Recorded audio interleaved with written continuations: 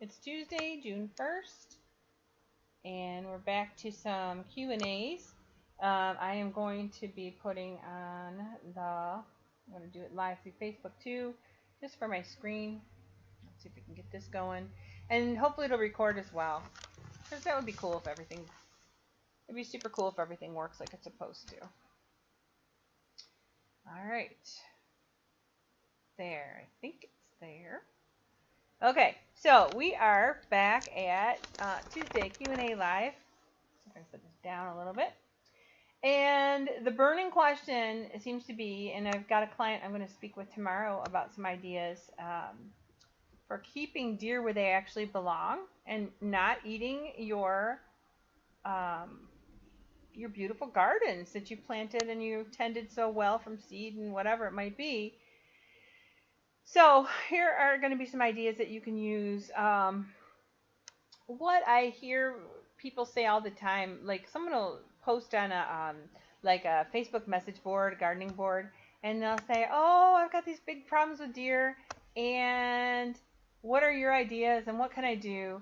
And a lot of times people will come out with these different formulas, these liquids, these cayenne peppers, or oh, you need to spray this certain repellent on it, or you need to scatter these pellets around. And they even mention like human hair, which to me would be disgusting, but if it works, great. But the thing is, many times people have tried those things and they don't work. I'm so sorry. I have to try to figure out this bubble because it's really bugging me. All right, let's get the air out of there. Okay. And if you spray things on your plants and you're not exactly sure what the whether the plants can live like that or not, sometimes people spray stuff. Maybe they spray cayenne pepper spray on their plants, a certain plant, and then the next day they come back and the leaves are all burned because they didn't realize that the pepper spray is going to affect the foliage.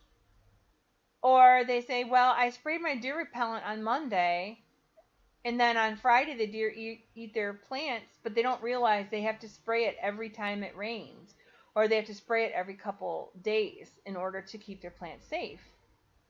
So it's real important that you think about the long-term, results of what you want, and that you also keep in mind it's affecting your checkbook, and it's also affecting your time. So you have to think about those kinds of things. So if you do it right in the beginning, you're going to save yourself a lot of aggravation, a lot of stressful moments, and gardening is just going to be more enjoyable. The other part is, deer are beautiful and things, and people say, oh, well, it's okay if they come in and they get some things every now and then. Well, they also have ticks, and they also have certain diseases that they bring into your environment that you might not want to have. Like ticks can cause Lyme disease. Ticks can get on your animals. They might pass diseases on to your animals. So those are just some considerations that you have to give when you're even allowing the deer in your yard. My mom, bless her heart, she lived in a suburban neighborhood, and then every year she would go up north. We call it up north. She would go about an hour north of where she lived in the summertime, and she would spend the warm months like April through October up there. Well, while she was gone, her house sat on 3 lots, and they were really shaded and really secluded, super, super secluded. So pretty soon the deer decided to set up camp in their backyard while they were gone. And it was almost always a mom with a baby, and one year there were twin babies. And the neighbors would bring them apples and things like that, which, again, my mom wasn't there. So it's not like it affected her. But if the deer got too accustomed to, human intervention, or there might be someone speeding down the street and they're not realizing this is a wildlife area somehow. So the deer look better when you can see them on the other side of the barriers that you erect, Or, I mean, heck, even in your neighbor's yard, not your yard. They don't look as good in your yard. I don't know what I did. There we go. Okay. And I'm using loom again this time. Whoops. Now my face is there. Okay. And you have to understand the deer mindset. Whenever they see anything that they're going to want to eat, it's like automatically like, woohoo, there's free food. And it's for me and my babies, because they're not going to think about, oh, that poor gardener. I'm so sorry that I ate all their beautiful plants. They want their babies to survive. And so their desire for reproducing the species is going to be greater than their consideration for your plants. So what you need to do is you have to help them decide that your garden tastes bad. If you plant hostas, daylilies, roses, fruits and vegetables, fruit trees. Let's see what other things they like. I did say roses. Oh, I'm hearing azaleas and rhododendrons too. That deer just love them. They think they're like candy. And they're like, oh, thank you very much. Let us help ourselves to the bouquet or to the buffet of food that you're providing for us. And the other part is that especially if you plant these things out in the open. I had to go to the chiropractor today, and when I was driving home, I was looking at some of these subdivision entrances, and I was giving kudos to the subs who had like pokey shrubs and things that were not hostas and daylilies planted at the entrance to their subs. I thought, well, that's a good idea. They may not even realize that it's a good idea, but it's good because then the deer are not drawn to that environment, and then they're like inside these walled subdivisions, chomping away at all the landscaping that the builders have put in there in order like to sell the homes. That's really tasted to deer. All right. So what you're going to do is you're going to plant the deer resistant plants on the outside of the gardens and maybe in the very center. And you're going to plant some stinky plants that they don't like. That would be like herbs or catmint or garlic or allium or, things that, if we smell them, we might wrinkle our nose. And it's not a guarantee that they won't come into your garden, but it's going to deter them a little bit, just like it would for different kinds of insects that would come into your gardens. Apparently they don't like thorny raspberries, and they don't like rhubarb either. And rhubarb is a perennial vegetable, so that you can grow that every year. It'll just keep coming back every year. And if you plant that on the outside of your garden instead of hostas, although I think the rhubarb is going to like the sun more than the hostas would. But if you plant, it's a big leaf plant, and it's got that similar look to it with solid leaves and bushy, you could plant that on the outside of your garden, and the deer aren't going to bother it. And then you've got rhubarb that you can harvest later on if you want to. Penstemon was something else that they said. Hyssop. And you put those, I would put those like either on the edges of your garden if you're not going to fence it, or just inside the fence, so that the deer, when they come up to the fence, they're not smelling tasty things. They're only smelling things that they don't normally like to eat.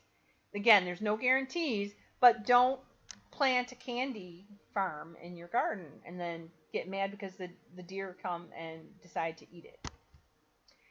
Here's an example of a garden near us. This is Shadbush Teaching Gardens.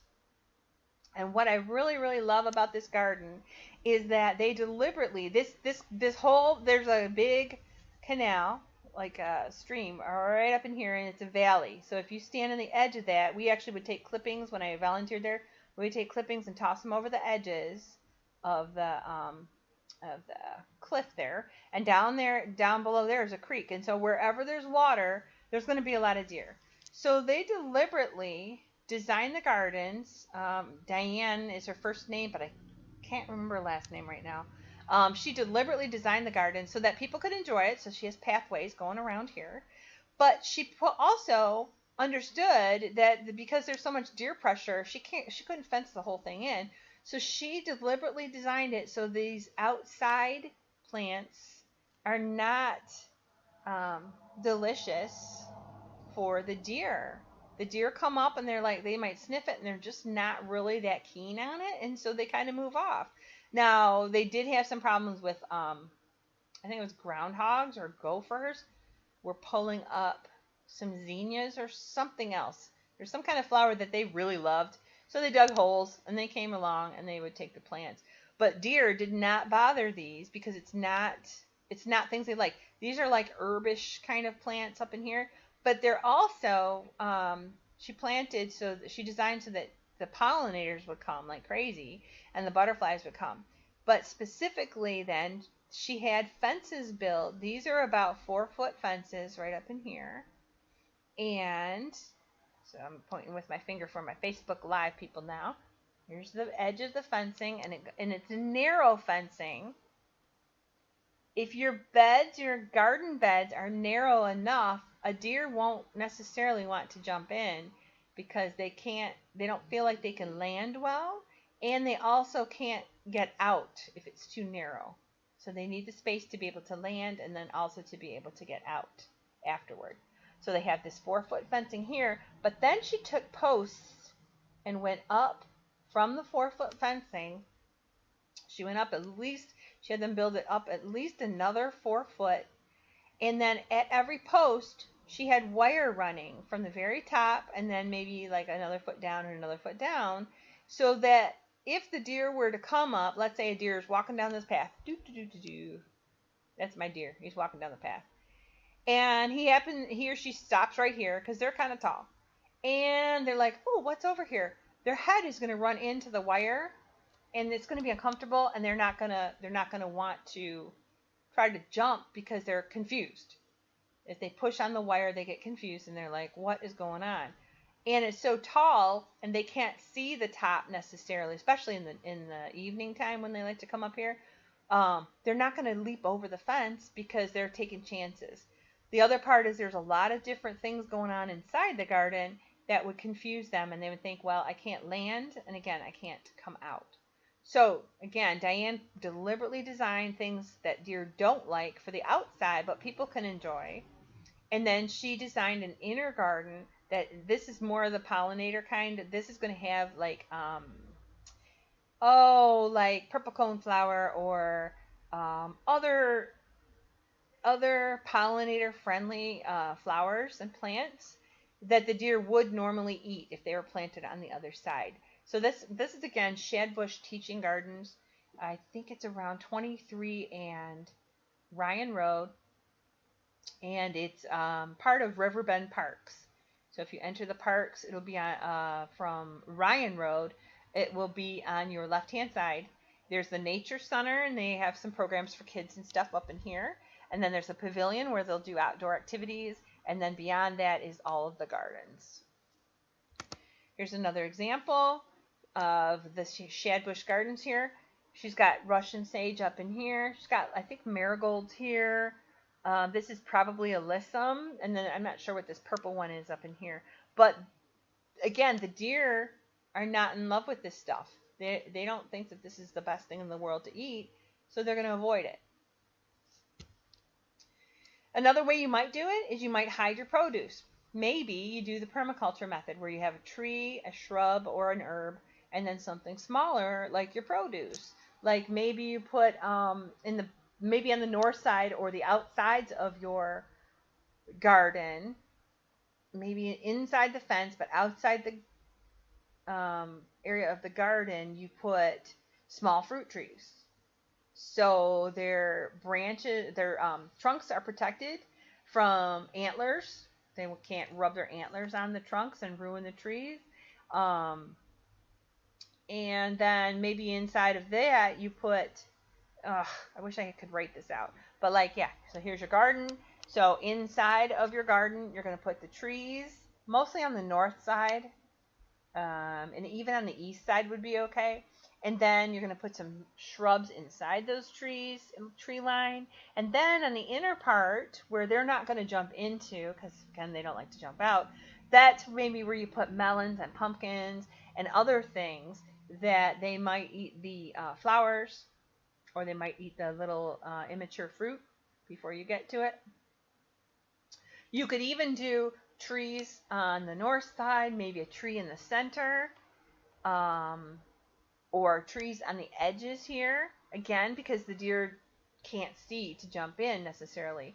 Or maybe you put one tree in the center and shrubs on the outside of the tree, and then your produce along here, which then reduces, they can't jump toward the middle of the plot. It reduces the amount of area where they can jump into, and they're less likely to bother your produce that's fenced because it's got the taller things in the middle. And you'd have to take a look and see where your sunshine comes up and which kinds of plants are growing to make sure that they all get the sun needs that they have. But yeah, barriers are really important. And a 4-foot fence, that's going to be too short. Again, unless you have a really narrow plot. Because, like I mentioned, they're looking for safe places to land. Another option might be just to fence the produce area. So if you had a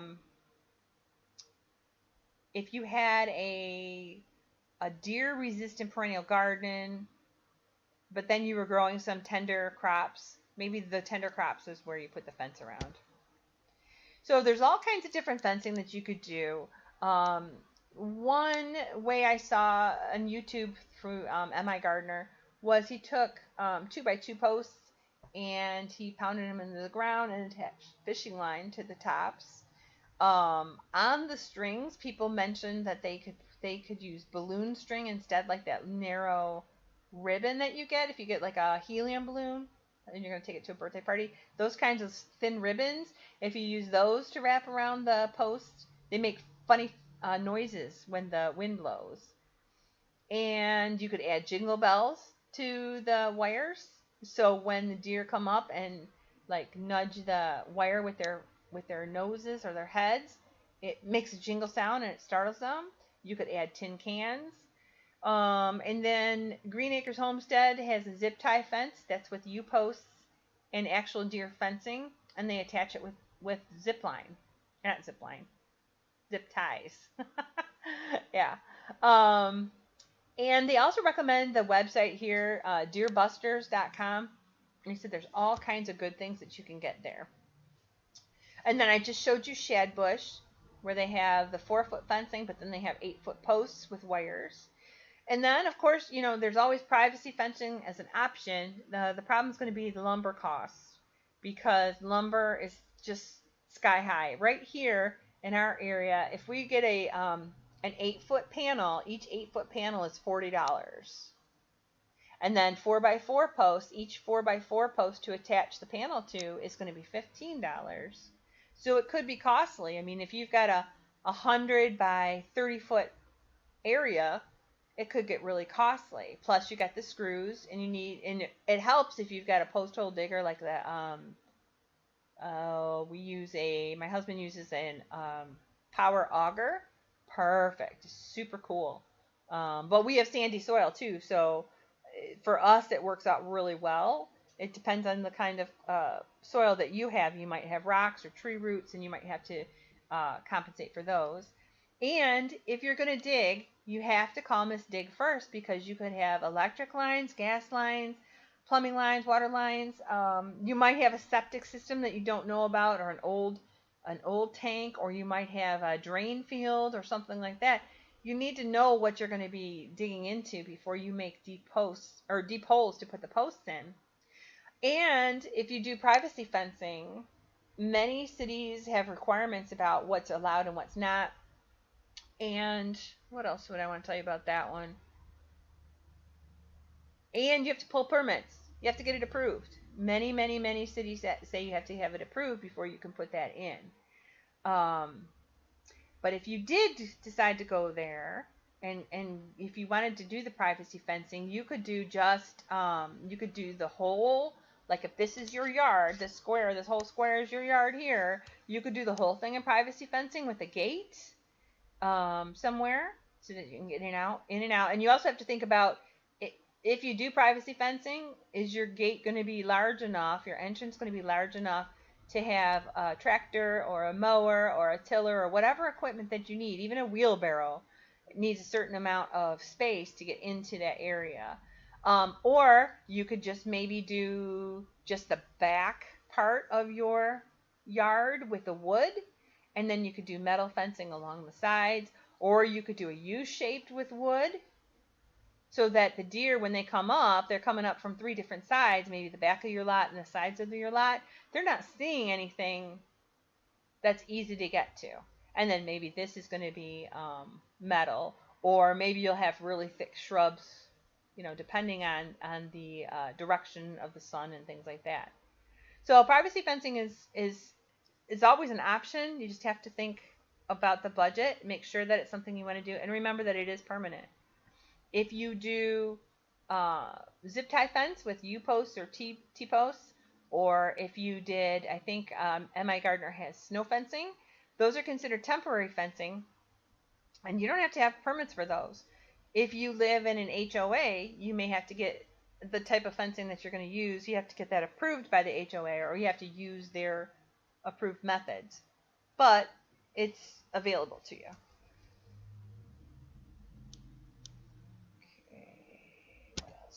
All right. This is from a video that M.I. Gardner had. Here's his 2x2 posts. And he's got these little things called insulators that I guess you can hammer into the posts, which is kind of cool. And then he has his fishing line, and he just wraps it right around it and then goes to the next one. Here's a little bit of his fishing line here. And it doesn't look like it's that difficult. I'm short, so I'd have to have a ladder to start me off, and I'd have to go to each post. But he started at the very top of his post, and then he went down a foot when he came back around the second time, and then he went down a foot when he came back around the third time, and then he went down a foot when he came back the fourth time. I do have a question about how, if he ends up wrapping his whole plot with the wire, how does he get in and out of there? Does he have to duck under the wire? Or did he make a U-shaped, like I mentioned, and have the front a gate? Or does he have a gate here, and he wraps all the way around to here, and then goes back, so he leaves himself space? That's probably the best way to do it, so that you have access. Or even leave access in the back, if that's the way that you're going to bring your materials in. But you have to think about what works best for you. And remember that it's temporary. Some people recommend that, when he does his, he wraps it around the post, and he says this is 25-pound line. And these are pine posts. And he says that when he wraps them around the post, they're so tight, they're kind of cutting into the pine, and so they're going to stay fine. Some people recommend that you actually use a screw and you fasten it to each post each time, because they say if the deer tries to push through and breaks it, or happens to jump and break it, then the whole line you have to get replaced or tie on or something. It just takes a little bit more time. But those are up to you. Now, he had a little, he put a little flag there, like a little green flag. And I am hearing from other people that's not the best idea. It's good for humans, because then you can see where the wire is, and you're not going to clothesline yourself if you go under it. But if the deer see it, they're not going to be confused. They're going to know something is there. And then especially, this is the one in the middle. If he had put it on the top too, and then on the bottom, the deer's going to say, oh, there is something there, and it's this high. And they're going to figure that out. So it's better to have it so there's no flags on there. Like I said, some people put jingle bells, but maybe you put those up by the posts or on top of the posts. So again, if there's any pressure on the wire, it's going to knock the post a little bit, and it's going to make it wiggle a little bit, and then make the jingle bells go.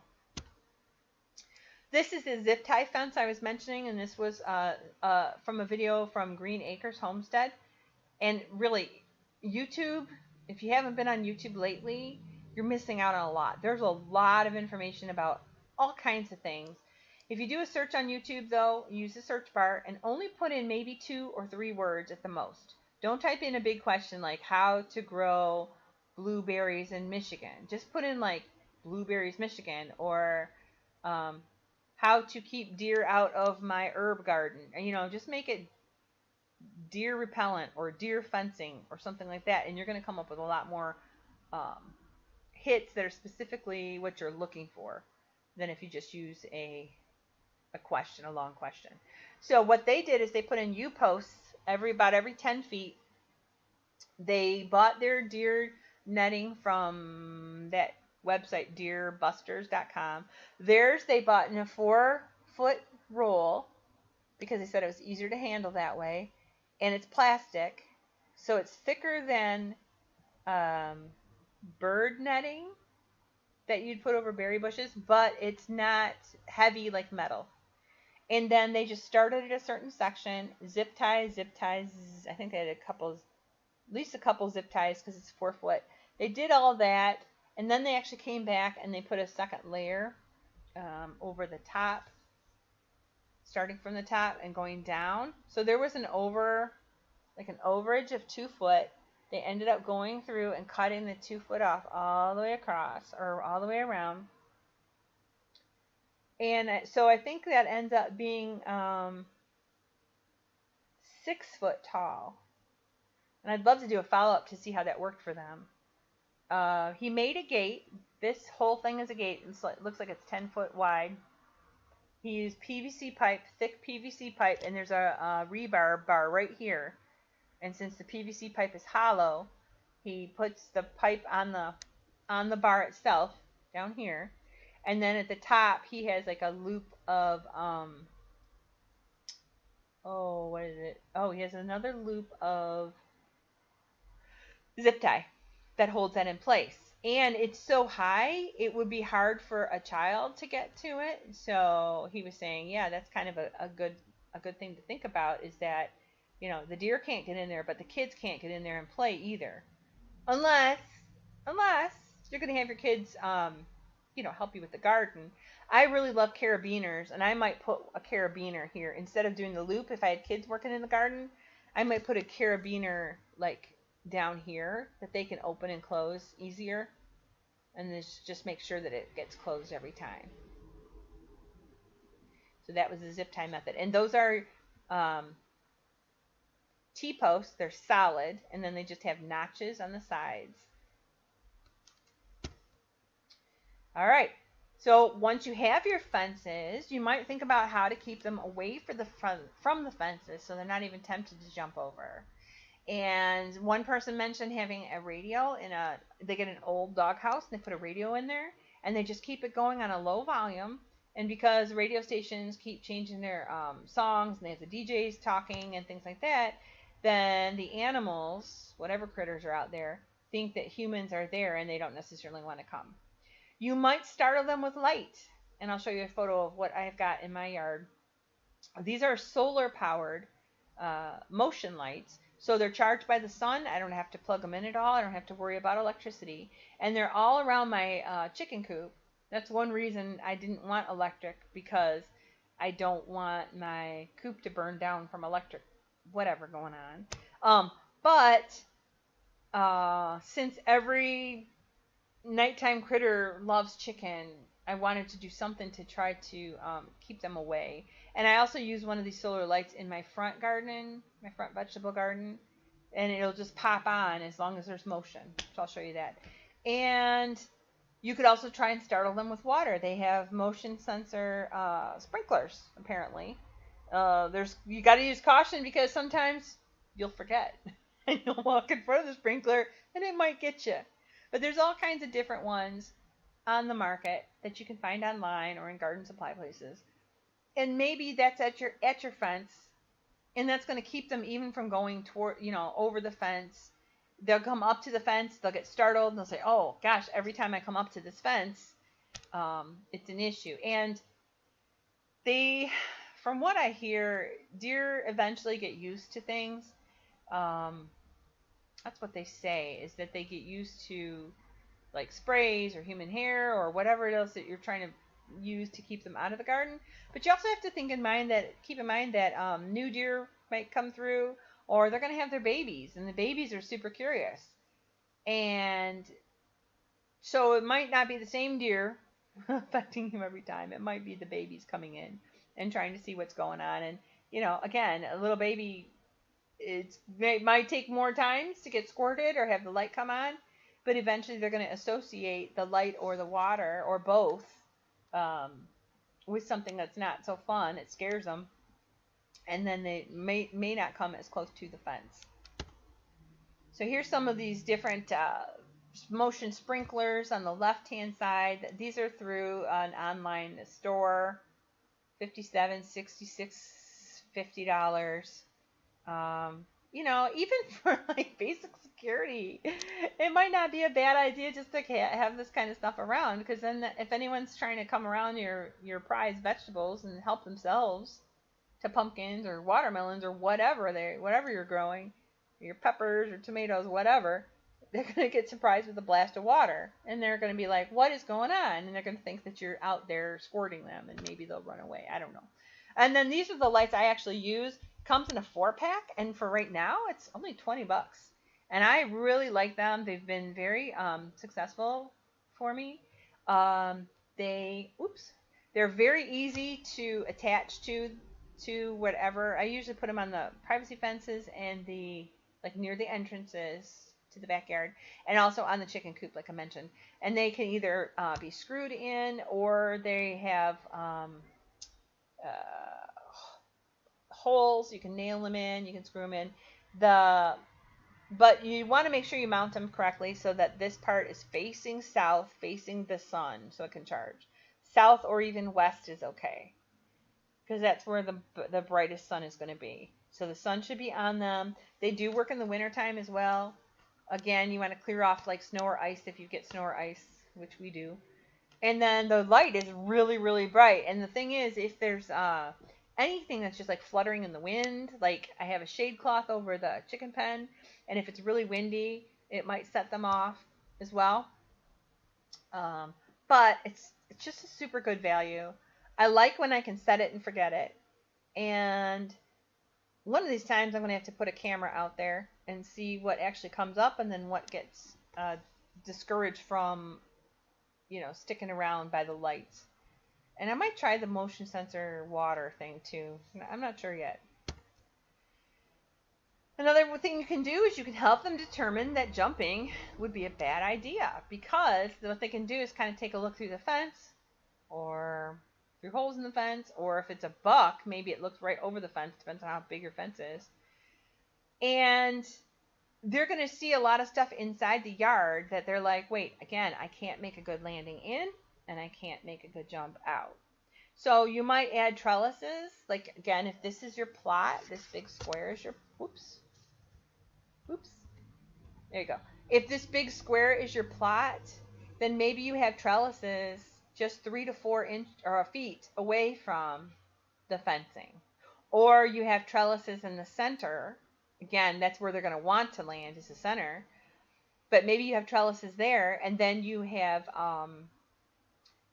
the squash or the melons or whatever on the outsides. Or maybe you have a trellis here and a trellis here and the squash here.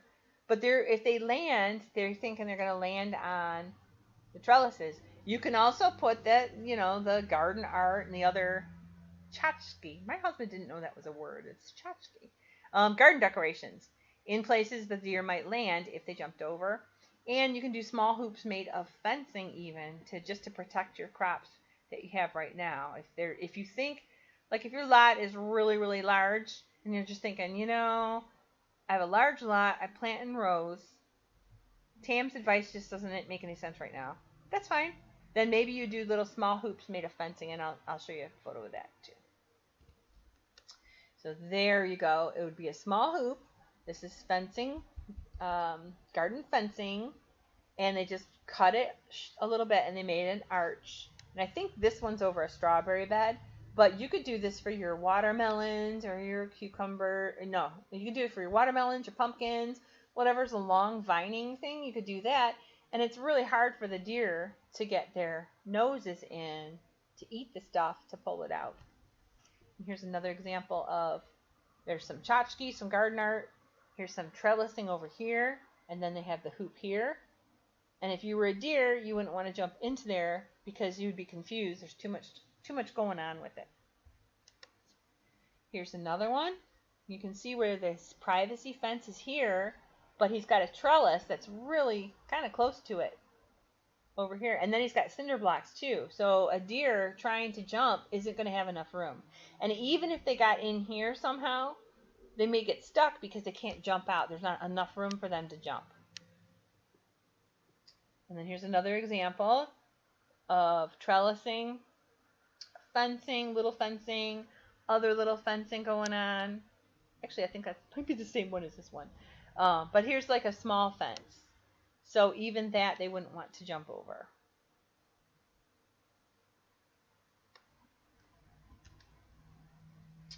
And then here's another example of that shadbush where you're protect the stuff that they love, that the deer love to eat. Protect it so you get to enjoy it. And then you might put some other stuff out here that people can enjoy that the deer will not. But really, it's either you fence it, or you shield it with other things, or you change how you plant inside your lot itself. But what do they say? An ounce of prevention is worth a pound of cure. If you can think about this ahead of time, or even if you're thinking about it right now, if you take a sketchbook and you draw up your garden and you draw up some ideas on paper and try it and see what happens, see how it goes. It's going to be better now while the plants are small, at least in our zone 6A/B in Michigan. It's going to be a lot better when they're smaller and there's starts available in case they do eat your stuff when you try something new. It's going to be better now because you can replace them than to wait until later on. And then there's me. I'm in Macomb. I can service all of Macomb County and its surrounding areas. There's my phone number. I do have a new website. I changed my Facebook page name to match everything else. So it's now the Lazy Northern Gardener, not Yes You Can Lazy Garden, so everybody can find me. So if you want to give me a call, we can set up a consult. We can talk all about your garden. I can come out and visit, like I'm going to do for a client tomorrow. And I can personalize it for you because your garden is going to be different than everyone else's. There may be some similarities, but generally your garden has your taste in it and your specifications. So if I can come out and maybe while I'm walking and looking at your, what's an example I could give? If I'm looking at your veggie garden and you have a lilac bush that you've loved, but there's only a couple blossoms, maybe I can look at your lilac bush in passing and say, hey, you could do this, this, and this, and see if you can get that be a little bit better. Or you say, you know, I don't even know. I might look at your trees. Like you have some trees that are growing too close together, and with trees, if you have a tree, they always grow wider. They don't just grow up, but if this is the little stem, in a couple years it's going to be this thick. In a couple more years it's going to be this thick. So if you've got a bunch of, let's say, you got a thick tree here and a thick tree here. I'm using my fingers for the loom. I don't know if you can see that. There. Okay, you got a thick tree here and a thick tree here, and you got a thin tree in the middle. Well, the thin tree is not going to stay like that forever. It's going to get thicker like the others, and eventually it might crowd them out, and they might end up fusing together, which is not good for any of them. So I'm just going to have observations as I go. I'm going to focus on, like when you go to, if you go to the doctor and you see I have a pain in my hand, I'm going to say, let's look at your hand. And then while we're there, if I see a rash, if I was a physician, I might say, how long have you had this rash on your arm? You know, and maybe we talk about other things. Maybe you tell me, oh, I'm on a new medication now, and it's also making me dizzy. So in the course of conversation, things might come up that I can help you with. And that's all. I just want to make sure that you get all your needs met, and that you will not be suffering from this. Not the baby, but the baby eating the plants that you tried to plant and nurture. So you can enjoy your nature, and you can enjoy your nurturing and your gardening habit. So if you have any other questions that you think I should talk about, you can always contact me. This was supposed to be the last week that I did the Zoom Q or the Tuesday Q&A. But I can do more if I have some other questions. Otherwise, happy gardening and learn and grow. And this is the Lazy Gardener, the Lazy Northern Gardener. I am signing out, and have a great, great rest of your week.